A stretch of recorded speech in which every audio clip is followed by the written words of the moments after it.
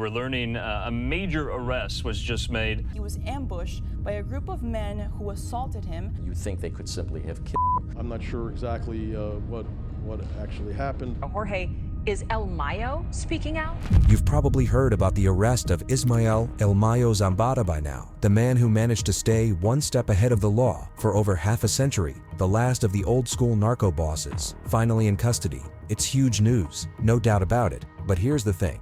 This story isn't as straightforward as it seems. Everyone's been wondering how a man who managed to evade justice for so long got caught so easily, and rightly so, given the fact. Well, it turns out there might have been some serious betrayal going on. We're talking about allegations of ambush, kidnapping, and a plot so twisted that it's hard to tell who is even telling the truth. As we unravel this mystery, we'll explore claims that have everyone from lords to government officials pointing fingers. How did the son of an imprisoned lord end up on a private plane in El Paso, Texas? Was El Mayo really outsmarted, or was he the victim of an elaborate setup? And who's really pulling the strings in this high-stakes game of cat and mouse?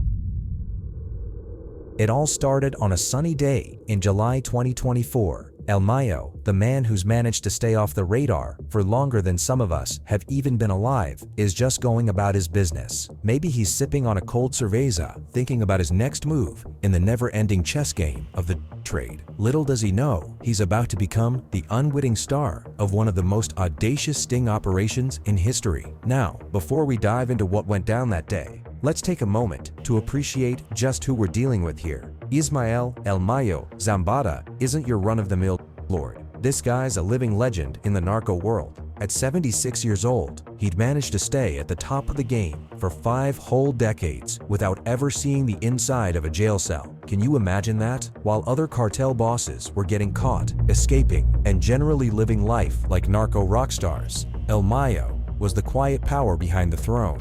The Sinaloa cartel is basically run by a person that nobody hears about, who's very discreet, and that's El Mayo Zambada. This pretty much sums up El Mayo's whole strategy. While guys like El Chapo were making headlines with dramatic prison escapes, El Mayo was the puppet master, pulling the strings from behind the scenes.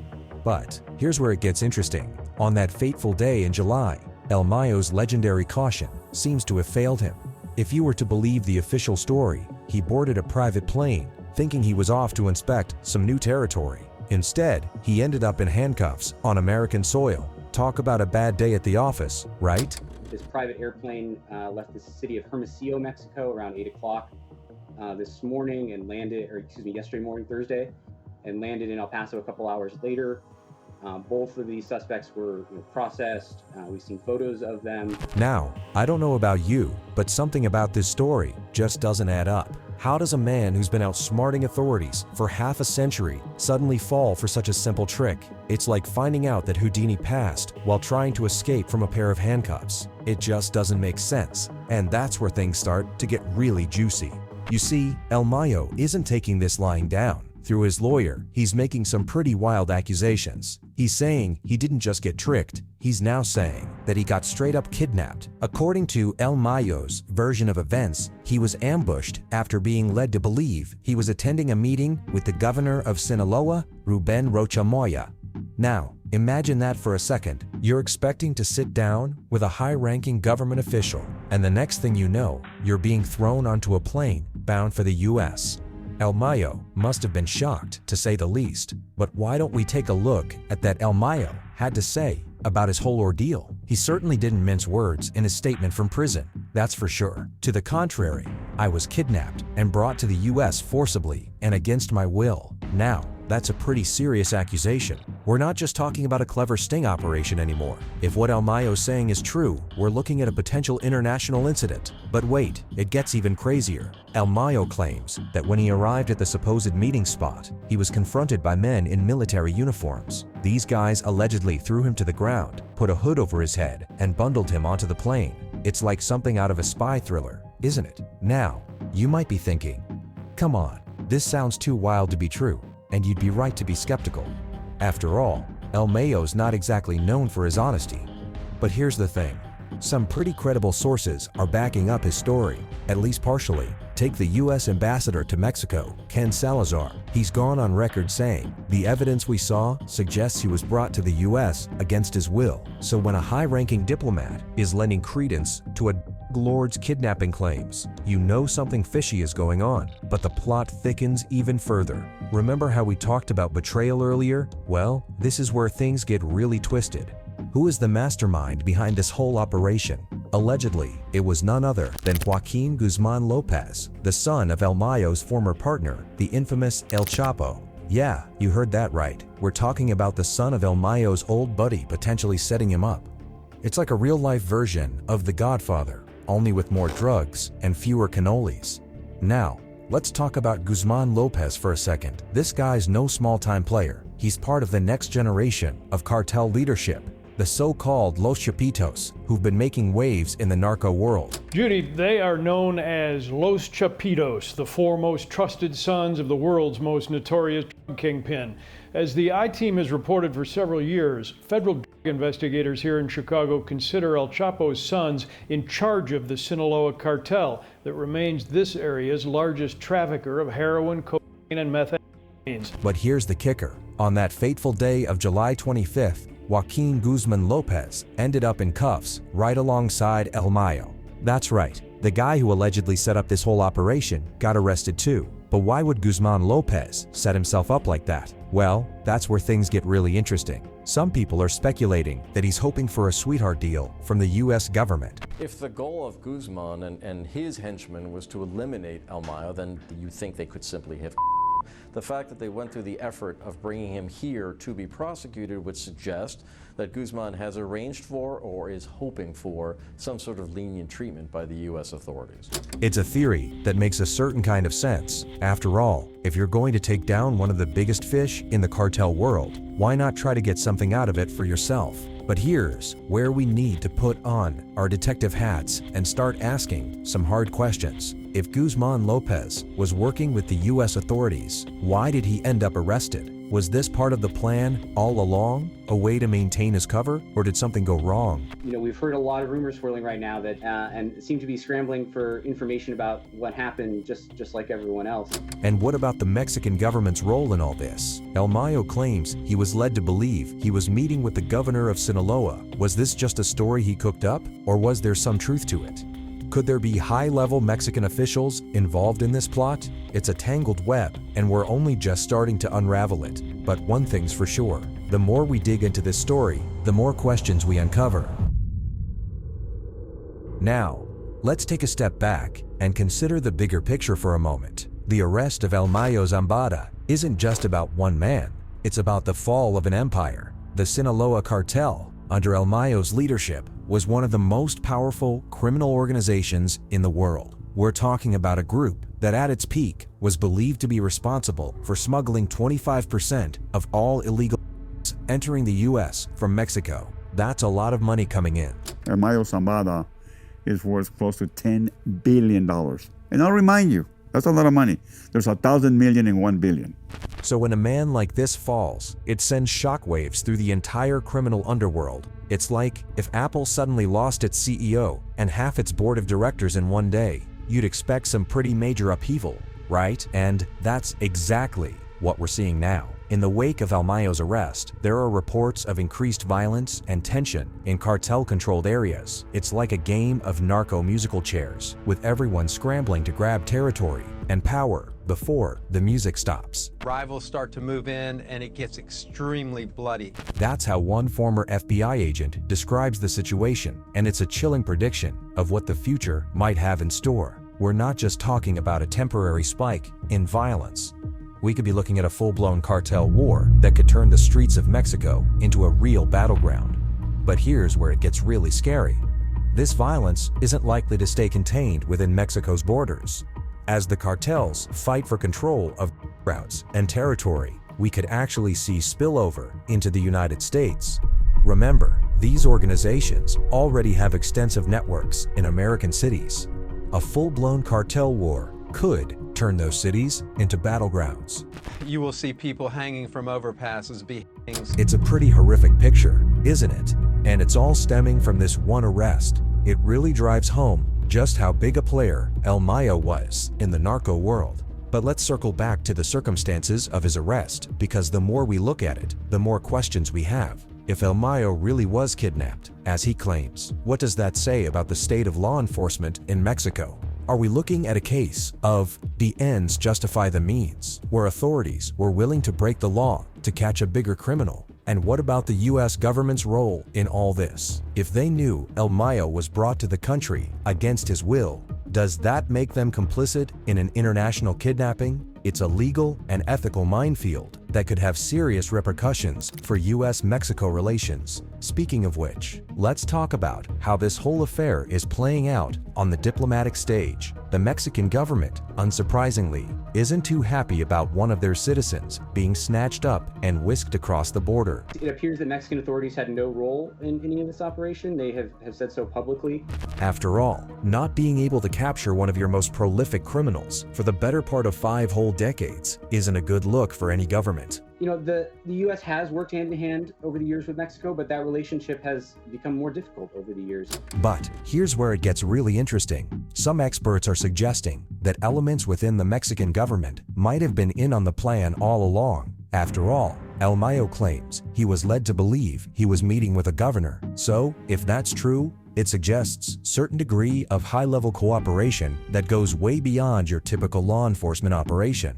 So, where does this leave us? Well, we're left with more questions than answers, that's for sure. Was El Mayo really kidnapped? Or is this just the last desperate claim of a man facing life in prison? If he was kidnapped, who was really behind it? The US government, Mexican officials, or rival cartels? And what about Guzman Lopez? What was his role in all this? And why did he end up arrested alongside El Mayo? Is he a criminal mastermind, a government informant, or just a pawn in a game much bigger than himself? As we dig deeper into this story, we'll explore these questions and more. We'll look at the potential fallout from El Mayo's arrest, both in terms of cartel violence and international relations. We'll examine the changing landscape of the trade and what it might mean for communities on both sides of the border. But most importantly, we'll try to unravel the truth behind one of the most intriguing arrests in cartel history. Because make no mistake, the story of El Mayo's capture is far from over. In fact, we're probably just getting started. Now that we've set the stage with El Mayo's dramatic arrest and the swirling allegations surrounding it, let's dive deeper into the potential consequences of this seismic event in the narco world. Because the ripple effects of El Mayo's fall are likely to be felt far beyond the borders of Mexico. First up, let's talk about the power vacuum left in the wake of El Mayo's arrest. Nature abhors a vacuum, and in the world of cartels, that vacuum tends to get filled pretty quickly and violently. What I'm hearing so far from the state of Sinaloa is a lot of concern and fear that this is going to result in violence there. That's the word from sources on the ground, and it's not hard to see why they're worried. The Sinaloa cartel isn't just going to roll over and call it quits now that El Mayo's gone. There are plenty of ambitious underlings ready to step up and claim the throne. But here's where it gets really interesting. Remember Los Chapitos, the sons of El Chapo? These guys have been itching to take full control of the cartel for years. With El Mayo out of the picture, they might finally have their chance. And the Chapitos, like their father, they like the glory, they like being glorified in narco corridos, and the spotlight is on them. That's a stark contrast to El Mayo's low-key approach, isn't it? And it could signal a major shift in how the Sinaloa cartel operates. We might be looking at a new era of flashy narco bosses who are more than happy to flaunt their wealth and power. But here's the thing, not everyone in the cartel is thrilled about the idea of Los Chapitos taking over. El Mayo was old school. He believed in keeping a low profile and minimizing violence to avoid heat from the authorities. The Chapitos, well, let's just say they have a different approach. They fed their enemies alive to tigers, electrocuted them, waterboarded them, and shot them at close range with a .50 caliber machine gun. That's right. These guys make their dad look like a choir boy in comparison, and their rise to power could trigger a wave of violence that makes previous cartel wars look like playground scuffles. But Los Chapitos aren't the only players in this game. There's also the possibility that someone from El Mayo's inner circle could step up. Remember, This is a man who built an empire on connections and loyalty. It's entirely possible that he's been grooming a successor that we don't even know about yet. And let's not forget about rival cartels. The Jalisco New Generation Cartel, CJNG, has been nipping at Sinaloa's heels for years. They might see El Mayo's arrest as their chance to make a big move. You also have a very, very powerful and very violent organization by the name of Jalisco New Generation Cartel. If the CJNG decides to make a play for Sinaloa territory, we could be looking at a cartel war of unprecedented scale. And guess who gets caught in the crossfire? Innocent civilians, that's who. What's even more concerning is that the fallout from this power struggle might end up being felt far beyond the borders of Mexico. Let's start with the obvious, the drugs. Under El Mayo's leadership, the Sinaloa cartel was one of the biggest suppliers of fentanyl to the United States. And with the cartel leadership now blown into bits, that crisis could get even worse. Hospitals are forced to provide billions of dollars of uncompensated care. Fatal like fentanyl are now flooding our streets. In times of instability, cartels often ramp up production and trafficking to secure their position.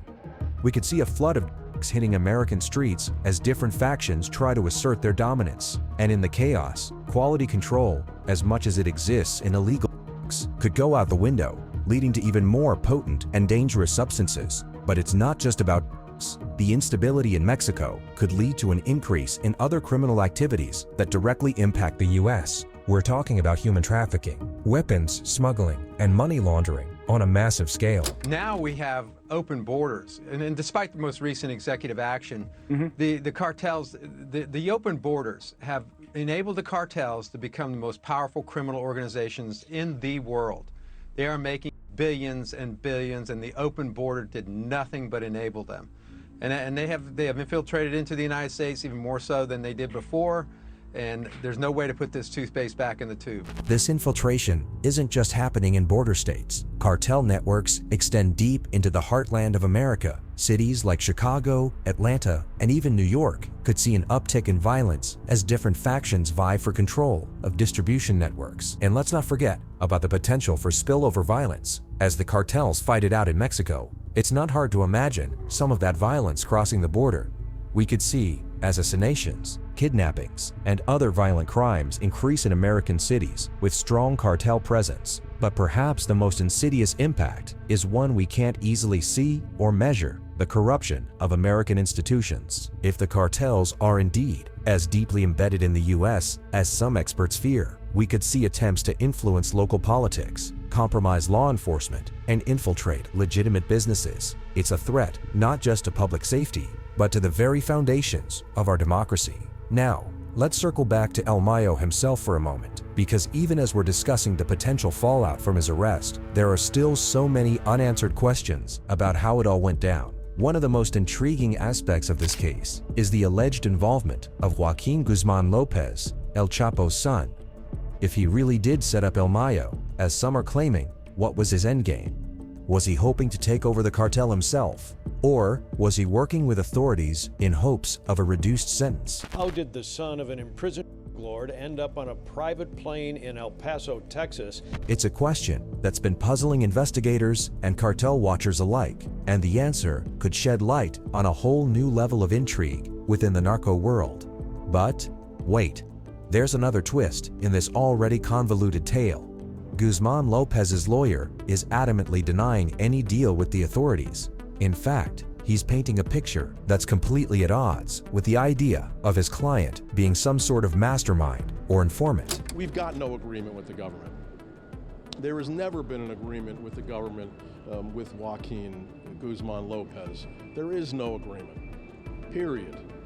That's it. That's a pretty unequivocal statement, isn't it? But it gets even more intriguing. The lawyer goes on to say, I'm not sure exactly what actually happened. Now, that's not exactly the kind of certainty you'd expect from someone defending a client accused of orchestrating such a high-profile arrest. And it sounds like Guzman Lopez's own legal team is as in the dark about what really went down as the rest of us. So where does this leave us? With even more questions. That's where, if Guzman Lopez wasn't working with the authorities, how did he end up on that plane with El Mayo? And if he wasn't the mastermind behind this operation, who was? But here's where it gets even more interesting. Some experts are speculating that this whole operation might have been part of a larger power play within the Mexican government itself. But mark this, the Mexican government is complicit in these cartel organizations, no question about it. That's a pretty explosive claim, isn't it? But when you consider the level of corruption that's been exposed in Mexican law enforcement and politics over the years, it's not entirely far-fetched. Could it be that certain factions within the Mexican government saw El Mayo as a liability and decided to get rid of him? Or was this a genuine attempt by honest officials to bring down one of the biggest players in the trade? The truth is, we may never know the full story. But one thing's for sure, the arrest of El Mayo Zambada has opened up a Pandora's box of questions about the relationship between cartels, governments, and law enforcement on both sides of the border. So, where do we go from here? Well, that's the million-dollar question, isn't it? The challenges ahead are daunting, to say the least. We're looking at the potential for increased violence in Mexico, a flood of into the US, and the possibility of cartel influence spreading even further into American institutions. But it's not all doom and gloom. The arrest of El Mayo, as fraught with potential consequences as it is, also represents an opportunity. It's a chance to reassess our approach to the war on drugs, to strengthen international cooperation, and to address the root causes of the trade. One thing's for sure, the old strategies aren't working.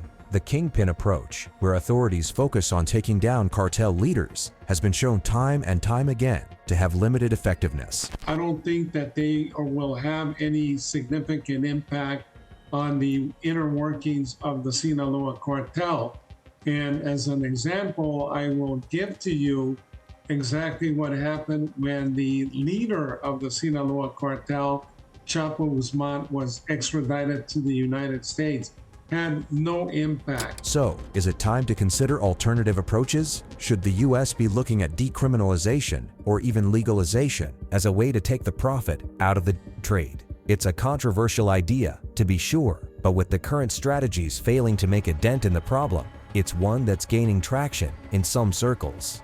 And what about addressing the root causes of the trade? Poverty, lack of economic opportunities, and weak institutions all contribute to the power of the cartels. Maybe it's time for a Marshall Plan for Mexico and Central America, focusing on economic development and strengthening democratic institutions. Of course, none of these solutions are easy or quick fixes. They require long-term commitment, significant resources, and a level of international cooperation that's often been lacking in the past. But as we've seen with the arrest of El Mayo Zambada, the current approach is like trying to bail out a sinking ship with a teaspoon. We're treating the symptoms without addressing the underlying disease. As we wrap up our deep dive into the arrest of El Mayo Zambada and its potential consequences, it's worth taking a moment to reflect on the human cost of this ongoing crisis. For every cartel leader arrested, there are thousands of lives ruined by addiction, violence, and poverty. I don't want that to happen to anybody else. I'm devastated, I'm heartbroken, I'm shattered. That's the voice of a parent who lost a child to fentanyl, and it's a reminder of the real stakes in this fight. It's not just about geopolitics or law enforcement statistics. It's about real people, real families whose lives are being torn apart by this endless cycle of violence and addiction. So, as we move forward from El Mayo's arrest, let's keep that human cost in mind. Let's remember that behind every headline about cartel violence or busts, there are countless personal tragedies unfolding. The fall of El Mayo Zambada marks the end of an era in the drug trade, but it also marks the beginning of a new chapter, one that's yet to be written. The choices made in the coming months and years will determine whether this chapter is one of continued violence and suffering, or whether it's the beginning of a new approach to a problem that has plagued our societies for far too long. As we sign off, we're left with a few questions that need answering. Given what you've learned about El Mayo's arrest and its potential fallout, what do you think should be the top priority for law enforcement and policymakers moving forward? Is it cracking down harder on the cartels, focusing on corruption, or taking a completely new approach to the war on drugs? Feel free to share your thoughts down in the comment section below. And if you've enjoyed this video, make sure to give it a thumbs up and to subscribe if you haven't already. Until next time, stay safe